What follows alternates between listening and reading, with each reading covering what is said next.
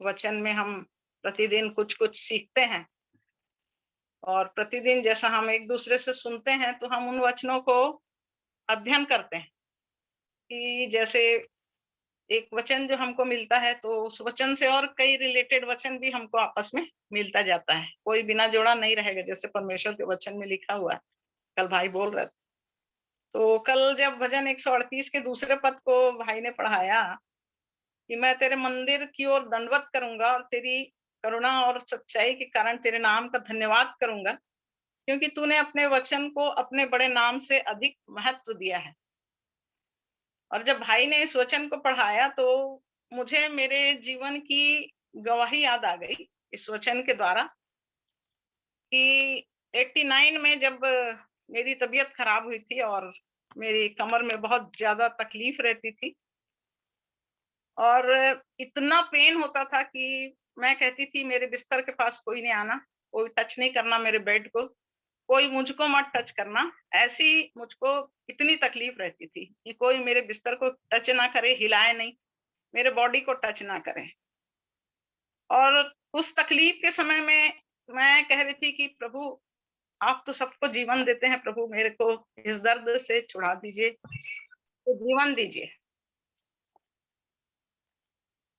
और जब मैं इस बात को मांग रही थी प्रभु से कि मुझे वो जीवन दीजिए प्रभु, मैं तो अभी बहुत छोटी उम्र में हूँ और मुझे इतनी सारी तकलीफ हो रही है प्रभु, आप ही मेरे को छुड़ा सकते हैं। हालांकि मैं उस समय अपने जीवन में 88 में मैं जीवन पा गई थी और मैं प्रभु के मार्ग में चल रही थी और बहुत ही धुन के साथ प्रभु के साथ आगे बढ़ रही थी। और सारी तकलीफ और दुख में भी मैं अपने परमेश्वर पिता के पास ही जाती थी और प्रभु से पुकारती रहती थी और प्रभु से ही मांगती थी, क्योंकि मेरे को मालूम था सॉल्यूशन मनुष्य के पास नहीं है, सॉल्यूशन जो है वो प्रभु यीशु मसीह के पास है, क्योंकि वही हमारा उद्धार करता है, वही मार्ग और सत्य और जीवन है, वही रास्ता दिखाएगा।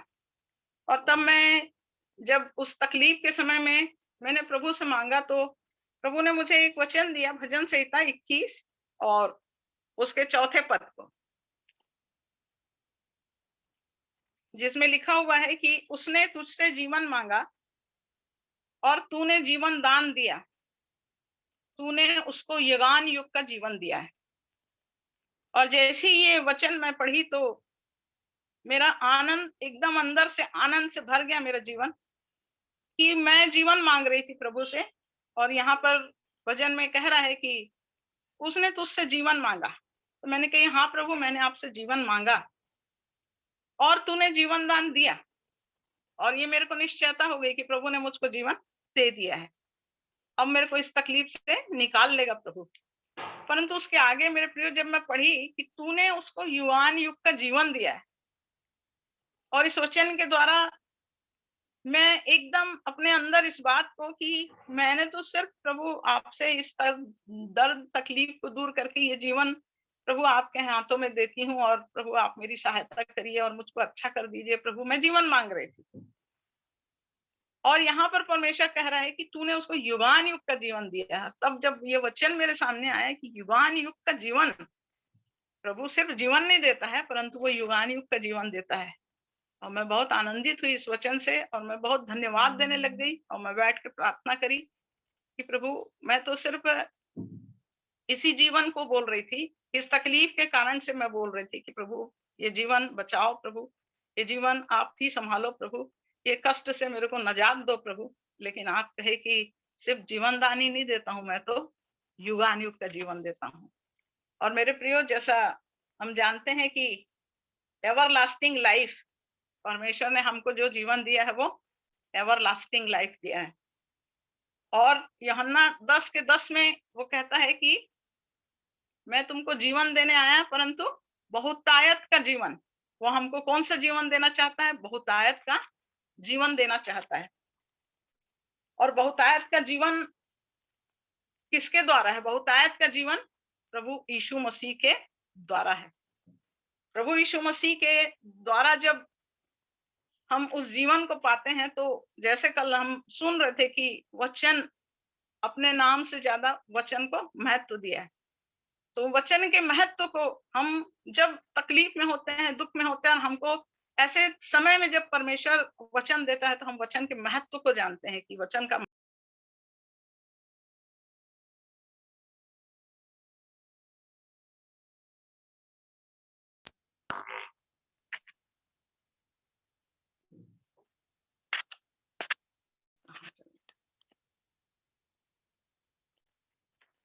हम तो सिर्फ वचन के महत्व को जीवन को भर सोचते हैं, लेकिन परमेश्वर का वचन हमको जीवन के महत्व को बताता है। वचन का महत्व क्या है उसको बताता है।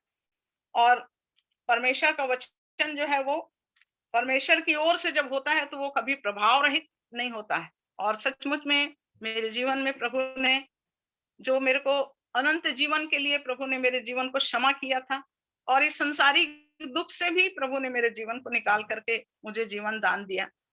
तो मैं अपने परमेश्वर पिता का बहुत धन्यवाद करने लगी। और इसी बहुतायत के जीवन को जब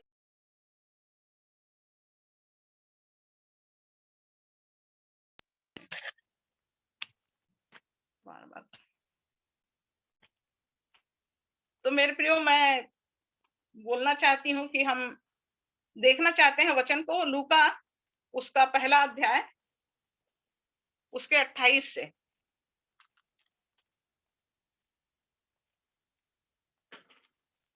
किसी को मिलता है तो पढ़ भी सकते हैं।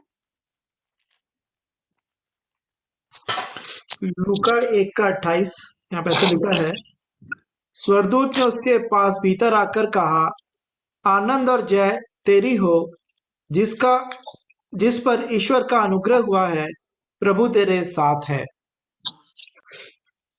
और यहाँ पर हम देखते हैं कि स्वर्गदूत जो रहता है वो मरियम के पास भेजा गया रहता है, और यहाँ पर परमेश्वर का वचन मरियम के पास आता है और परमेश्वर का अनुग्रह उसके ऊपर होता है। और 37वें पद को पढ़िए भाई।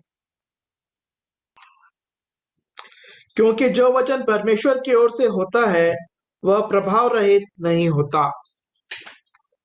परमेश्वर की ओर से जो वचन हमको मिलता है वो प्रभाव रहित नहीं होता। यहाँ पर मरियम कह रही है कि परमेश्वर का अनुग्रह मुझ पर हुआ है।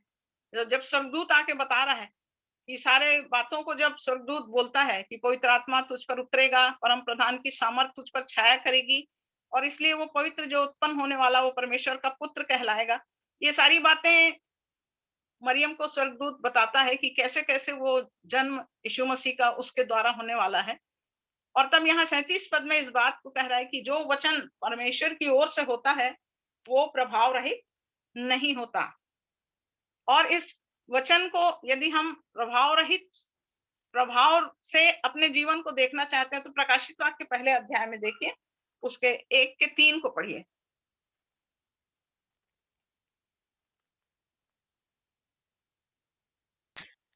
प्रकाशित वाक्य 1 का 3 वचन, धन्य है वह जो इस भविष्यवाणी के वचन को पढ़ता है और वे जो सुनते हैं और इनमें लिखी हुई बातों को मानते हैं, क्योंकि समय निकट है। यहाँ पर लिखा है कि जो वचन को सुनता है, वचन को मानता है और अब पढ़ता है, सुनता है और उस मानता पर और मानता है और उस पर चलता भी है ना। तो वचन का प्रभाव हमारे जीवन में क्या है? वचन का प्रभाव यही होगा कि हम वचन के महत्व को तभी जानेंगे जब हम उसको पढ़ते हैं, तो हम उसको मानेंगे, उसको सुनेंगे और उसको मानेंगे, और तब वो वचन हमारे जीवन में काम करेगा। और ये वचन जो है वो भविष्यवाणी का वचन है। भविष्यवाणी का वचन कैसे है? प्रकाशित वाक्य 1 के 17 पद में पढ़िए उसको। 1 का 17 से कहता है, जब मैंने उसे देखा तो उसके पैरों पर मुर्दा सा गिर पड़ा। उसने मुझ पर अपना दाहिना हाथ रखकर कहा, मत डर, मैं प्रथम और अंतिम और जीवता हूँ। 18 को भी पढ़ लीजिए। मैं मर गया था और अब देख मैं युगानुयुग जीवता हूँ, और मृत्यु और अधोलोक की कुंजियां मेरे ही पास हैं। जी हाँ मेरे प्रिय, जब प्रकाशित वाक्य में यूहन्ना का दर्शन है ये, जब यूहन्ना उसके सामने आता है तो उसके उस रूप को देखता है। वो शिष्य था और जब यीशु मसीह पृथ्वी में थे तो एक मनुष्य के रूप में थे, परंतु जब उस दर्शन के द्वारा वो आत्मा में ऊपर जाता है और जब उस महिमा को देखता है तो लिखा है कि जब मैंने उसे देखा तो उसके पैरों पर मैं मुर्दा सा गिर पड़ा और तब उसने कहा कि मत डर, मैं प्रथम और अंतिम और जीवता हूं। कौन है ये? परमेश्वर का वचन है, प्रभु यीशु मसीह जो कह रहा है कि मैं ही प्रथम हूं, मैं ही अंतिम हूं और मैं जीवता हूं। मैं मर गया था और अब देख मैं युगान युग जीवता हूं। परमेश्वर का वचन युगान युग का वचन है बोलते हैं ना, तो ये युगान युग कौन है? युगान युग जीवित है, वो प्रभु यीशु मसीह है। और लिखा है कि मृत्यु और अधोलोक की कुंजियां मेरे पास हैं। यहाँ पर कह रहा है यूहन्ना को, मत डर, मैं प्रथम अंतिम और जीवता हूं। वो वचन को बोल रहा है, प्रभु वहां पर वचन को यूहन्ना से बोल रहा है, वचन के महत्व को बता रहा है कि ये वचन जो है वो प्रथम है, वो अंतिम है, वही जीवता है। वो मर गया था, वो फिर से जी उठा है, ये वो वचन है। तू मत डर। और तब इस भविष्यवाणी के वचन को, जो मृत्यु और अधोलोक की कुंजी रखने वाला परमेश्वर है, वो प्रकाशित वाक्य 19 और उसके 13 पद में आई है।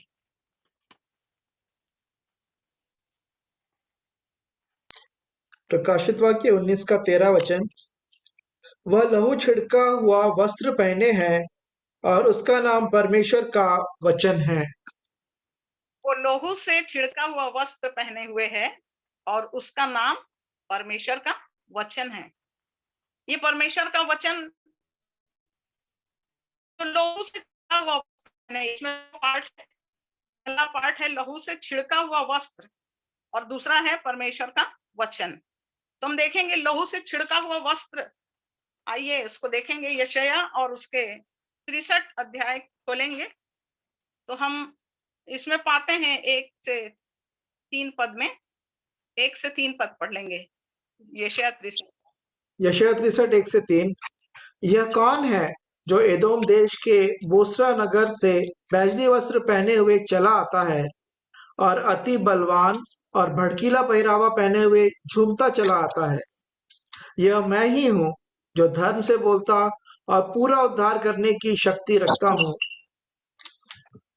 तेरा पहरावा क्यों लाल है? क्या कारण है कि तेरे वस्त्र हौद में दाख रौंदने वाले के समान हैं? मैंने तो अकेले ही हौद में दाखें रौंदी हैं और देश के लोगों में से किसी ने मेरा साथ नहीं दिया। हाँ, मैंने अपने क्रोध में आकर उन्हें रौंदा और जलकर उन्हें लताड़ा। उनके लहू के छींटे मेरे वस्त्रों पर पड़े हैं, इससे मेरा सारा पहरावा धब्बेदार हो गया है। हाँ मेरे प्रियो, ये लहू से छिड़का हुआ वस्त्र पहने हैं और उसका नाम परमेश्वर का वचन है। तो हम जानते हैं कि लहू किसने बहाया है और उस लहू को बहाने के लिए यहाँ पर वचन कह रहा है कि जो बैंजनी वस्त्र पहने हुए चला आता है अति बलवान है और भड़कीला पहरावा पहने हुए झूमता चला आता है। हम यीशु मसीह को जब पकड़वाया गया और जब वो वहां किले में लाया गया तब हम देखते हैं कि कोड़े लगाने के पहले पिलातुस ने कहा कि इसको बैंजनी वस्त्र पहनाया जाए। ये प्रभु यीशु मसीह का ही वर्णन है यहाँ पर, बैंजनी वस्त्र पहने हुए। और तब कह रहा है कि यहाँ पर मैं जो धर्म से बोलता और पूरा उद्धार करने की शक्ति रखता हूं। ये प्रभु यीशु मसीह है जो हमारे लिए उद्धार करने की सामर्थ्य रखने वाला परमेश्वर है। और हम जानते हैं कि उसका पहरावा क्यों लाल हुआ है, क्योंकि यहूदी जो जिनके बीच में वो आया था और उन्होंने उसको स्वीकार नहीं किया और ना स्वीकार करके उन्होंने उसका इनकार किया।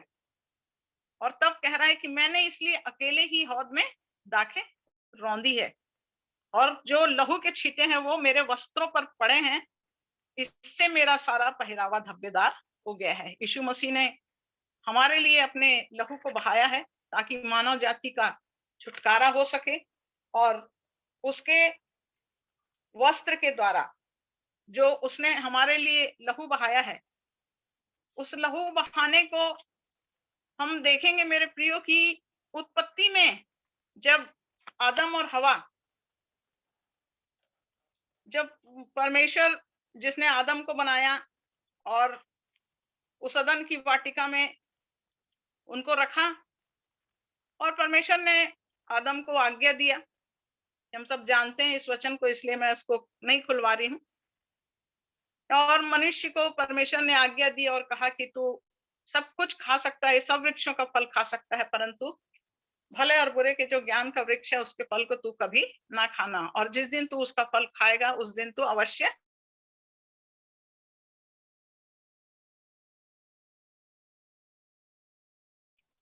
उस खा लिए। परमेश्वर की आज्ञा के विरुद्ध में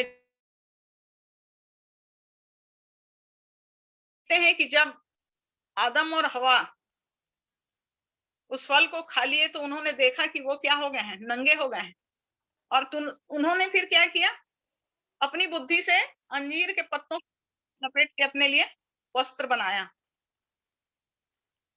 परंतु मेरे प्रियो, हम जानते हैं कि आदम और हवा यदि अंजीर के पत्तों के वस्त्र बनाते तो वो अंजीर के पत्तों के वस्त्र, जैसे अंजीर का पत्ता सूखता तो वो फिर से टूट के अलग हो जाता। परमेश्वर, हमारा परमेश्वर हमको यूं ही नहीं छोड़ता, क्योंकि उसने हमको अपने स्वरूप में बनाया है, अपनी समानता में बनाया है, और वो परमेश्वर हमारे जीवन से प्रेम करता है। और जब परमेश्वर ने देखा कि मनुष्य ने गलती कर लिया है, तब उसने क्या किया, एक मेमने को वध किया और उस चमड़े के अंगरखे को आदम और हवा को पहना दिया। और जब उस मेमने का वध हुआ, उस अंगरखा को पहनाया, उत्पत्ति 22 और उसके 13 पद में हम देखेंगे, उत्पत्ति 22 का 13वां वचन। तब अब्राहम ने आंखें उठाई और क्या देखा कि उसके पीछे एक मेढ़ा अपने सींगों से एक झाड़ी में फंसा हुआ है। अतः अब्राहम ने जाके उस मेढ़े को लिया और अपने पुत्र के स्थान पर उसे होम बलि करके चढ़ाया। और हम यहाँ जानते हैं कि अब्राहम के परीक्षा में पढ़ने का वर्णन यहाँ पर, जब आदम और हवा जिसको परमेश्वर ने उस चमड़े के अंगरखे को पहनाया, और उसके बाद से वो पीढ़ी जब बढ़ती चली गई, तो ये पीढ़ी जब अब्राहम तक आई और अब्राहम को फिर से परमेश्वर ने चुना और अपनी महिमा के लिए अलग किया। और जब अब्राहम परमेश्वर की इच्छा में होकर आगे बढ़ रहा था, तो जब एक समय आया जब जो उसका पुत्र था, इकलौता पुत्र था, परमेश्वर ने कहा कि अब इस इकलौते पुत्र को तू क्या कर, मोरिया पर्वत में ले जा और मेरे लिए उसको बलिदान चढ़ा। 12 पद में यहाँ लिखा हुआ है कि उसने कहा, उस लड़के पर हाथ मत बढ़ा। अब्राहम ने परमेश्वर की आज्ञा को माना और परमेश्वर की इच्छा को पूरी किया, और वेदी बनाकर उसने इसहाक को वेदी पर लिटा भी दिया। लिटा देने के बाद जब उसने छुरी उठाया, और तब यहाँ पर परमेश्वर 12 पद में कहता है, उस लड़के पर हाथ मत बढ़ा और ना उससे कुछ कर, क्योंकि तूने जो मुझसे अपने पुत्र वरन इकलौते पुत्र को भी नहीं रख छोड़ा, इससे मैं अब जान गया कि तू परमेश्वर का भय मानता है। ये परमेश्वर इब्राहिम से जो परीक्षा ले रहा था, वो क्या क्या चीज देखना चाह रहा था। परमेश्वर देखना चाह रहा था कि क्या इब्राहिम मेरा भय मानता है, क्या मेरी आज्ञा को मानता है। परमेश्वर ने वचन दिया, वचन के महत्व को अब्राहम के जीवन में वो देखना चाह रहा था कि क्या मेरे वचन का महत्व अब्राहम के जीवन में है।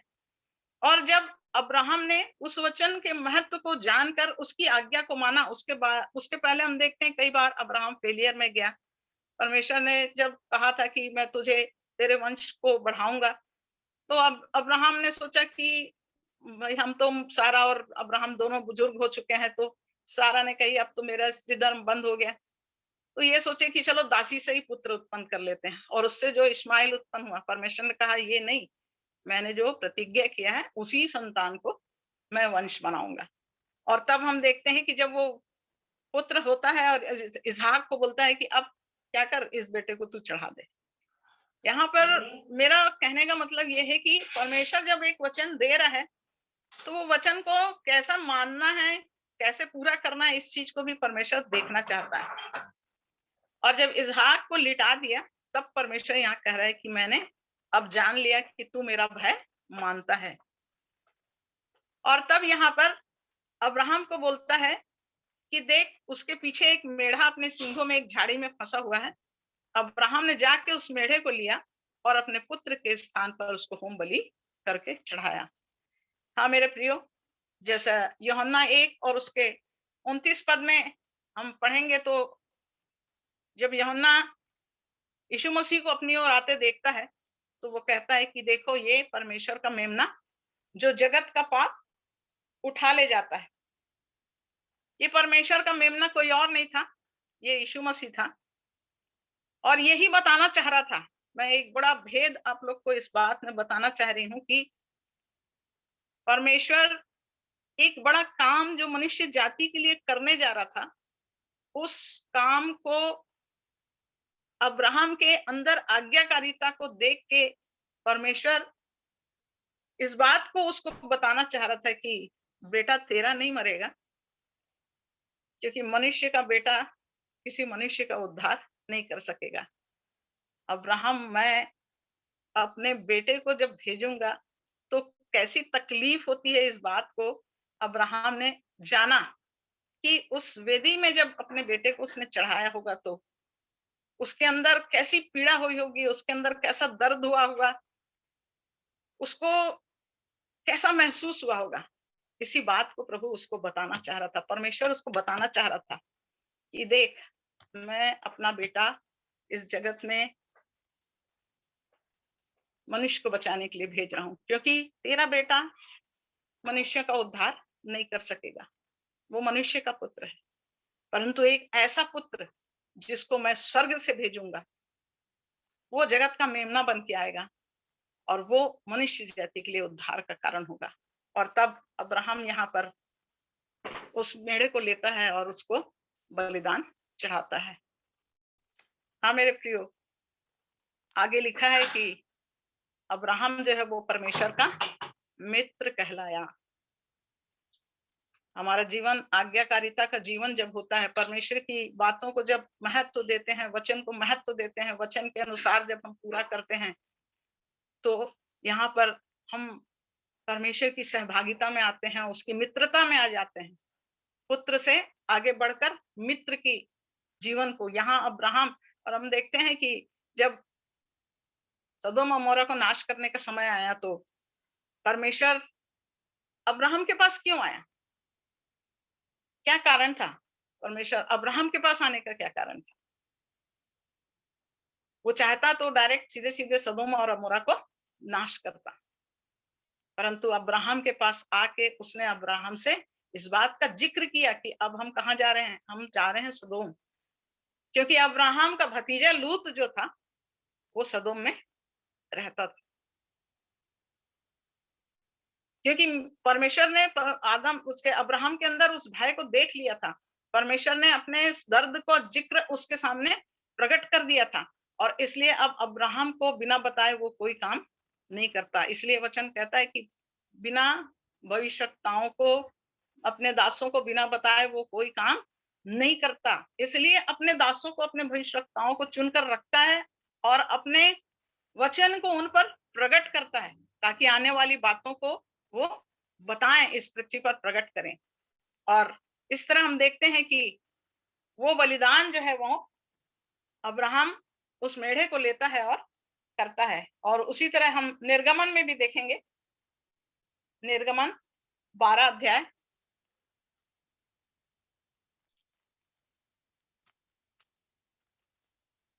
और उसका 21 और 22 पद। निर्गमन 12 का 21 और 22। तब मूसा ने इस्राएल के सब पुरनियों को बुलाकर कहा, तुम अपने कुल के अनुसार एक एक मेमना अलग कर रखो और फसह का पशु बलि करना, और आगे भी पढ़ो। हाँ 22 को जी। और उसका लहू जो तसले में होगा, उससे जूफा का एक गुच्छा डुबाकर उसी तसले में के लहू से द्वार के चौखट के सिरे और दोनों अलंगों पर कुछ लगाना, और भोर तक तुम में से कोई घर से बाहर ना निकले। ये निर्गमन तो है, और यहाँ पर फसह के पर्व की बात बता रहा है। और मिस्र के पहिलौठों को मृत्यु देने के पहले मूसा से परमेश्वर इस बात को बता रहा है कि क्या करना। इस्राएली लोग को कहना कि मेमना, एक मेमना लेना। वो मेमना कैसा है? फसह का पशु है। हमारा मसीह यीशु जो है वो फसह का मेमना है। और उसको कैसे लेना बोला है? उसको जब उस मेमने को लोगे तो उसके लहू को तसले में रखना और गुच्छा डुबाकर उसी तसले में के लहू से द्वार के चौखट के सिरे और दोनों अलंगों पर कुछ लगाना, और भोर तक तुम में से कोई घर के बाहर ना निकले। ये प्रभु यीशु मसीह के बलिदान का वर्णन यहाँ भी बता रहा है कि वो मेमना कौन है? प्रभु यीशु मसीह है। मिस्र में जब गुजरेगा तो सब पहिलौठों को नाश कर देगा, परंतु जिस घर में चौखट में जब लहू लगा हुआ मिलेगा तो उस घर को वो छोड़ देगा। बोला उस घर को वो नाश नहीं करेगा। हाँ मेरे प्रियो, ये निर्गमन मतलब छुटकारा। परमेश्वर कैसे छुड़ाएगा? इस्राएलियों को छुड़ाने के लिए इस बात को बता रहा है कि यीशु मसीह ही वो उद्धार करता है। यीशु मसीह का लहू ही बहाया जाएगा, उसी से मनुष्य जाति को उद्धार मिलेगा। और ये जो लिखा है चौखट के सिरे में दोनों अलंगों में लगाना, तो हम देखते हैं फाटक क्या है? हमारे होठों के द्वार की रखवाली कर, मतलब हमारे हृदय में वचन को क्या करना है? लगाना है। वचन को हमारे हृदय में छाप लेना है। जिसके जीवन में परमेश्वर का वचन होगा वो जीवन कभी भी नाश नहीं होगा, परंतु वो जीवन अनंत जीवन पाएगा। इसलिए प्रभु का वचन जो है वो आदि से वध किया हुआ मेमना इसीलिए बोला कि उत्पत्ति में, निर्गमन में, सब जगहों में किसका वर्णन है? प्रभु यीशु मसीह के बलिदान का वर्णन है। और उसके 24 पद में, फिर तुम इस विधि को अपने और अपने वंश के लिए सदा की विधि जानकर माना करो। ये विधि, ये परमेश्वर ने विधि दिया है काहे के लिए? सदा काल के लिए, कि हर एक मनुष्य को क्या करना है?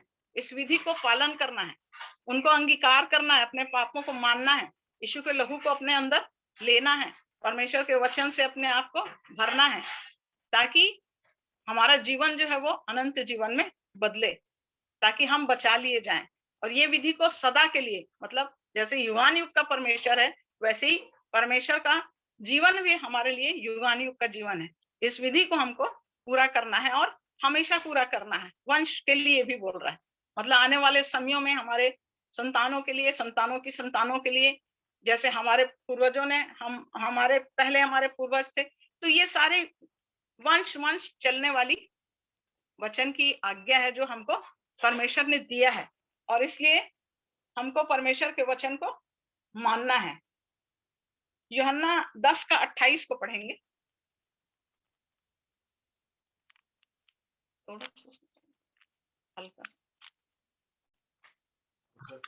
यूहन्ना 10 का 28वां वचन कैसे लिखा है? और मैं उन्हें अनंत जीवन देता हूँ, वे कभी नष्ट न होंगी और कोई उन्हें मेरे हाथ से छीन न लेगा। मैं उनको अनंत जीवन देता हूँ और उनको कोई मेरे से छीन नहीं सकता।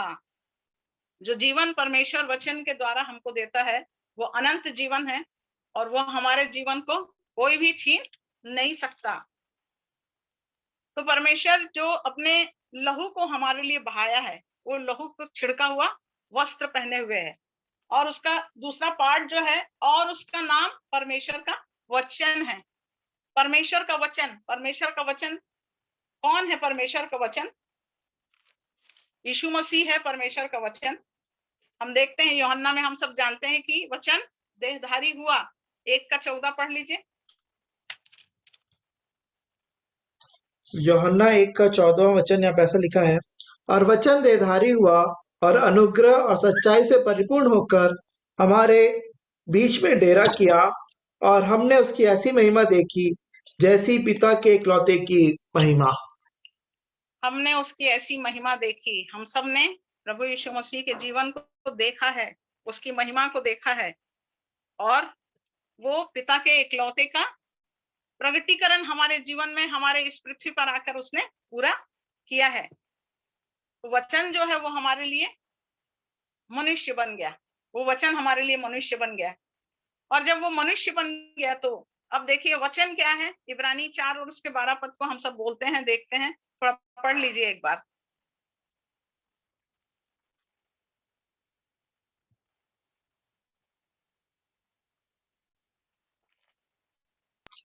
इब्रानियों 4 का 12।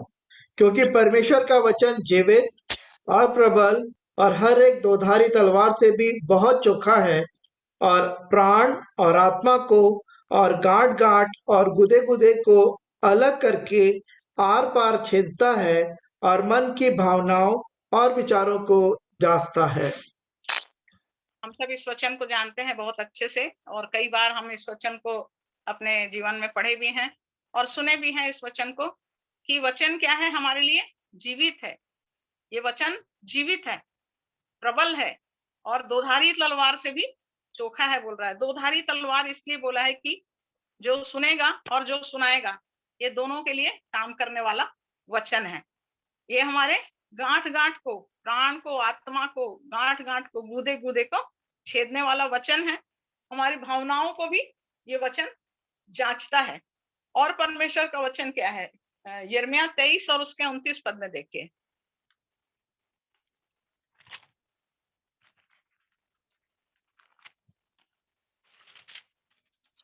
यिर्मयाह 23 और उसका 29वां वचन। यहोवा की यह भी वाणी है, क्या मेरा वचन आग सा नहीं है? फिर क्या वह ऐसा हथौड़ा नहीं जो पत्थर को फोड़ डाले? हाँ, यहाँ वचन क्या है, आग के समान है बोल रहा है। मेरा वचन आग सा है। मेरा वचन क्या है, हथौड़ा है जो पत्थर को फोड़ डालेगा। ये कौन से पत्थर को फोड़ने की बात कर रहा है वचन? किस पत्थर को तोड़ेगा बोल रहा है ना? और कैसे, निर्गमन उसका 20 का 25 खोल के देखेंगे। 20 और उसका 25। निर्गमन 20 का 25वां वचन। और यदि तुम मेरे लिए पत्थरों की वेदी बनाओ, तो तराशे हुए पत्थरों से न बनाना, क्योंकि जहां तुमने उस पर अपना हथियार लगाया, वहां तुम उसे अशुद्ध कर दोगे। अब परमेश्वर कह रहा है कि वेदी बनाना, तो पत्थर की वेदी जब तुम बनाने के लिए लाओगे तो कैसे लाना? उसको शेप देके मत लाना बोला। एक व्यक्ति को जब परमेश्वर के पास आना है तो कैसे आना है? जैसा है वो बोल रहा है, पत्थर को वैसी लेके आना तुम मेरे लिए, उसको तराश तराश के तुम मेरे वेदी में मत लाना। एक मनुष्य जब परमेश्वर के पास आता है तो जब हम अंधकार में खोए हुए, पापों में डूबे हुए, मैले कुचैले, गंदे, है ना, महिमा से रहित, उसके इच्छा से अलग, ऐसी दशा में मनुष्य का जीवन है। और मनुष्य का जीवन जो है वो उसके मन को कह रहा है कि वो कठोर पत्थर के समान है। तो उस पत्थर को जब तुम लाओगे ना, तो कैसे लाना? मेरी वेदी में, वेदी बनाने के लिए यदि ला रहे हो तो तराश के मत लाना। जहां तुमने अपना हथियार लगाया वहां तुम उसको अशुद्ध कर दोगे। तो परमेश्वर हमारे जीवन को परमेश्वर बनाएगा। हम अपने मन से, अपनी इच्छा से अपने आप को नहीं बना सकते, है ना। यहेजकेल 36 और उसके 26 पद को देखिए। यहेजकेल 36 का 26वां वचन। मैं तुमको नया मन दूंगा, और तुम्हारे भीतर नई आत्मा उत्पन्न करूंगा, और तुम्हारी देह में से पत्थर का हृदय निकालकर तुमको मांस का हृदय दूंगा। हाँ, यहाँ पर कह रहा है कि मैं तुम्हारे अंदर से क्या करूंगा, अब पत्थर का हृदय तुमको निकाल दूंगा, और जो हृदय मैं तुमको दूंगा वो क्या है? मांस और लोहू का हृदय, जिससे तुम मेरी विधियों को और मेरी आज्ञाओं को मानोगे। पत्थर का हृदय, है ना। हम सुनते हैं कि जो बीज पत्थर, पथरीली भूमि में गिरे वो क्या हुए? जड़ नहीं पकड़ा और वो सूख गए। पत्थर में बीज नहीं उगेगा। यह परमेश्वर का वचन बीज के समान है। और परमेश्वर का वचन कह रहा है कि उस पत्थर को तुम वैसे ही लेके आओ, उसको मैं तराशूंगा, मैं उसको बनाऊंगा, और जब वो बनेगा तो मैं उस पत्थर को निकाल दूंगा और उसके बदले में मैं मांस और लहू का हृदय दूंगा। भजन 119 के 105 को देखिए।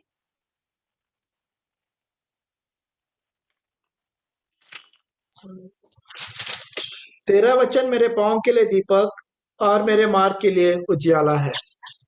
हाँ, वचन क्या है? पाँव के लिए दीपक और मार्ग के लिए के लिए उजियाला है, ताकि हम ठोकर ना खाएं। ये वचन हमारी ज्योति है, ये वचन हमारे पाँव के लिए दीपक है और मार्ग के लिए उजियाला है।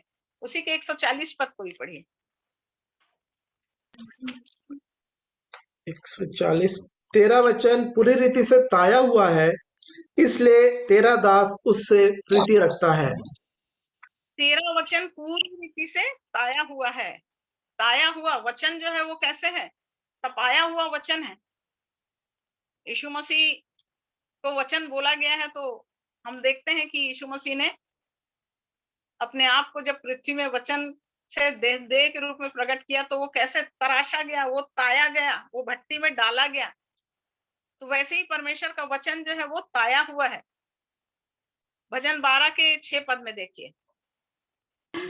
12 का 6 भजन संहिता। परमेश्वर का वचन पवित्र है, उस चांदी के समान जो भट्टी में मिट्टी पर ताई गई और 7 बार निर्मल की गई हो। हाँ, वचन क्या है? पवित्र है, भट्टी में मिट्टी पर ताई गई और 7 बार निर्मल की गई। तो हम देखते हैं चांदी को कैसे ताया जाता है, सोने को कैसे ताया जाता है। तो मेरे प्रियो, जब ये जीवन, हमारा जो जीवन है, जो परमेश्वर ने वचन के द्वारा हमारे जीवन को बदला है, अब ये जीवन को कैसे तराशेगा? परमेश्वर इस वचन को भट्टी में डालेगा,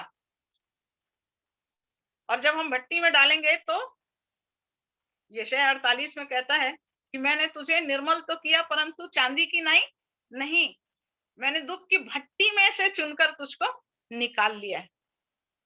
तो दुख की भट्टी में से हमको चुन के निकालता है। सिर्फ वचन को अपने जीवन में रख लेने की बात नहीं है। अब दुखों से, जैसे यीशु मसीह पवित्र आत्मा बपतिस्मा लिए और उसके बाद उनका जंगल का जीवन शुरू हुआ, और जंगल के जीवन में क्या है? कष्ट आएगा, दुख आएगा, परीक्षा आएगी, परिस्थितियां विषम होंगी। वही तराशने का जीवन है, वही भट्टी का जीवन है। हमको इस संसार में रहते हुए, संसार के दुखों से गुजरते हुए, परेशानियों से, समस्याओं से, विपत्तियों से, ये सारी चीजों से प्रभु हमको निकाल करके तराशता है, और तब हमको वो निर्मल बनाता है। और जब हम निर्मलता के लिए आगे बढ़ते जाएंगे तो हमको कुछ हथियार देता है परमेश्वर, और परमेश्वर का वचन एक हथियार है। इफिसी खोलेंगे, इफिसियों को 6 का 17 पद पढ़ेंगे।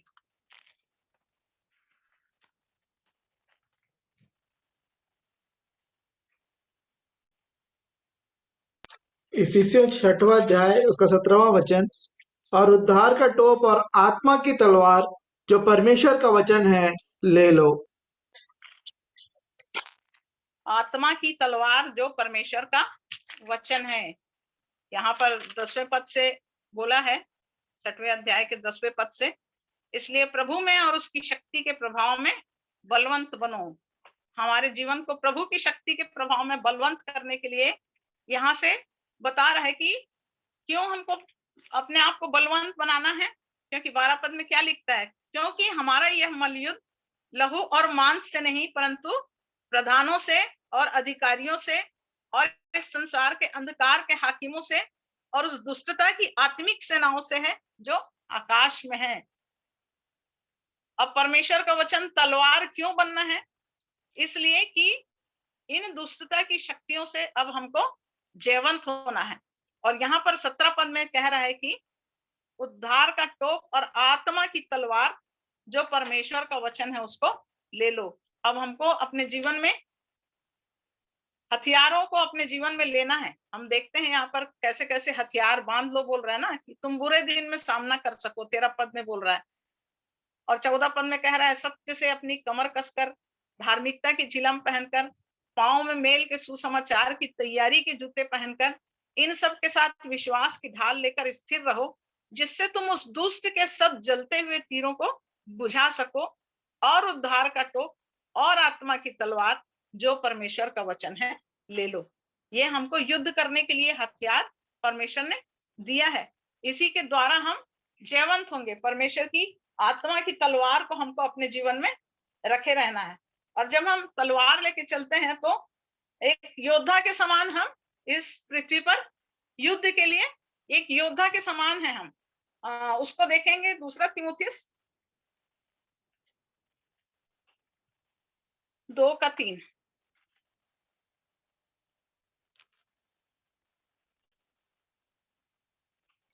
2 तीमुथियुस 2 अध्याय 3 वचन, मसीह यीशु के अच्छे योद्धा के समान मेरे साथ दुख उठा। मसीह यीशु के अच्छे योद्धा के समान मेरे साथ दुख उठा।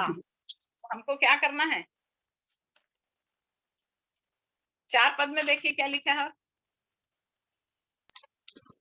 4 वचन, जब कोई योद्धा लड़ाई पर जाता है तो इसलिए कि अपने भर्ती करने वाले को प्रसन्न करे, अपने आप को संसार के कामों में नहीं फंसाता।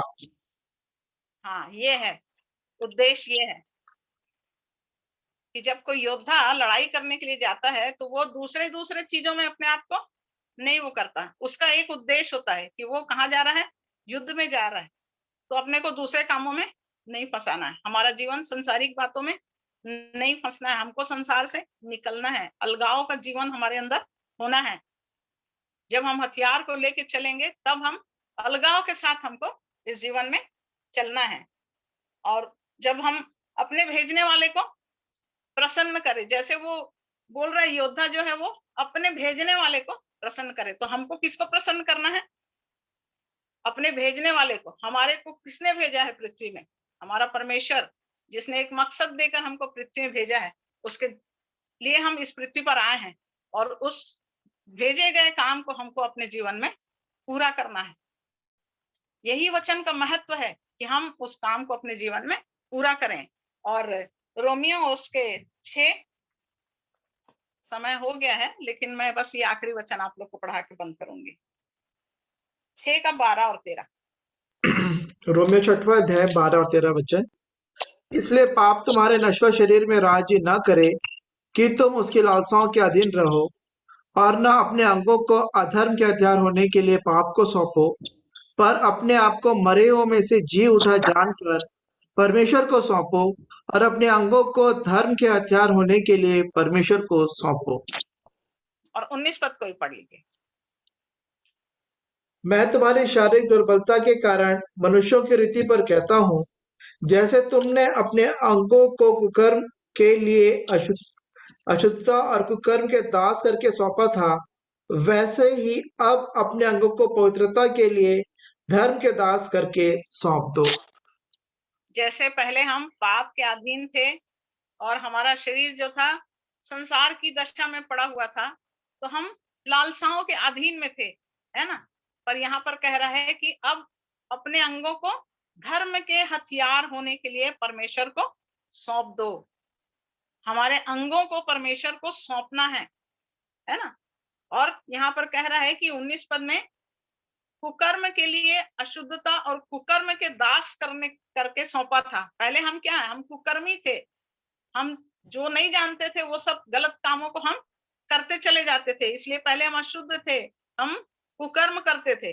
परंतु अब क्या है, अब अपने अंगों को पवित्रता के लिए धर्म के दास करके सौंप दो। तो वचन हमारे जीवन को धार्मिकता के राज्य में ले जाने के लिए तैयार करता है। ये वचन का महत्व है मेरे प्रियो। सो प्रभु आज हमको इन वचनों के द्वारा अपनी अनुग्रह में ले चले कि हम इस वचन के महत्व को जाने। और जैसा प्रकाशित वाक्य में 19:13 में लिखा है कि वो लोहू से छिड़का हुआ वस्त्र पहने हैं और उसका नाम परमेश्वर का वचन है। वो प्रभु यीशु मसीह जो वचन है, जो हमारे लिए अपना लहू बहा दिया है, उसने लहू बहा के हमारे जीवन को बचा लिया है। तो प्रभु इस वचन को हमारे जीवनों में ऐसा बसाए कि हम इन वचनों के द्वारा अपने आप को उसकी इच्छा के लिए तैयार करके अपने जीवन को चलाने वाले हो सकें। प्रभु इस सुंदर वचन पर आशीष दे। मैं परमेश्वर पिता का धन्यवाद करती हूँ